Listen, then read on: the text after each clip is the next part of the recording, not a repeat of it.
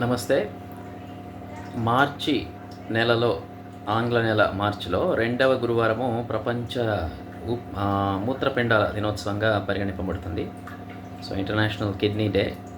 So, ఆ సందర్భంగా ఎంత నీరు తీసుకోవాలి, ఎప్పుడు తీసుకోవాలి అనే విషయం గురించి నాకు తెలిసిన విషయాలు. ఉదయాన్నే నిద్రలేవగానే నీళ్లు తీసుకోవచ్చు. అది ఎంత అంటే లీటర్లు అవసరం లేదు కానీ మీ ఒక వ్యక్తికి ఎంత తాగాలనిపిస్తే అంత. అంటే మరీ ఎక్కువ కాకుండా ఆ వ్యక్తికి చాలు అనిపించేంత వరకు తాగొచ్చు.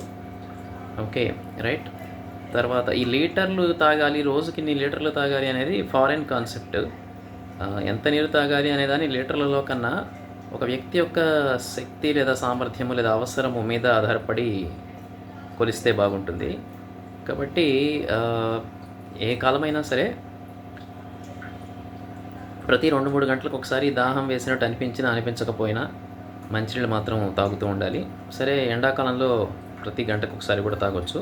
అయితే ఆహారం తీసుకునేటప్పుడు అది ఏ ఆహారమైనా, ద్రవాహారమైనా ఘనాహారమైనా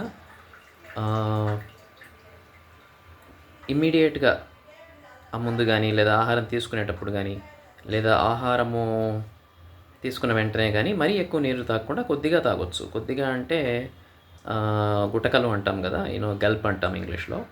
సో ఆ ఫ్యూ గల్ప్స్, రైట్, అట్లా అనమాట. మన సనాతన భారతీయ సంప్రదాయంలో చేత్తో నీళ్లు తీసుకోవడం అనేది ఉన్నది.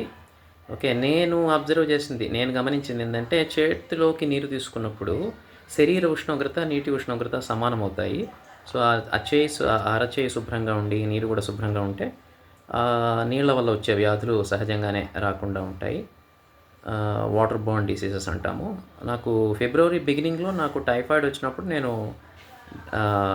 వైద్యుడిని మర్యాదగా అసలు టైఫాయిడ్ అంటారు కదా, టైఫాయిడ్ అంటే ఏమిటి అని అడగడం జరిగింది.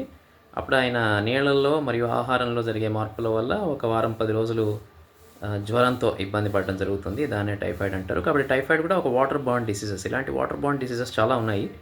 కాబట్టి శుభ్రమైన నీరు తాగడము, ఎన్నిసార్లు వీలైతే అన్నిసార్లు తగినంత తాగుతూ ఉండొచ్చు. ముఖ్యంగా పరీక్షలకు కూడా మీరు నీళ్లు తీసుకెళ్ళవచ్చు, లేదా పరీక్షల్లో కూడా ఇస్తుంటారు నీళ్లు, లేదా కనీసం అందుబాటులో అయితే ఉంచుతారు.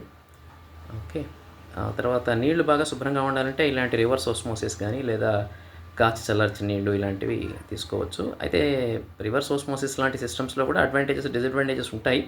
ఉన్నంతలో తగిన విధంగా సూటబుల్ సిస్టమ్ వాడుకోవాలి. ధన్యవాదాలు.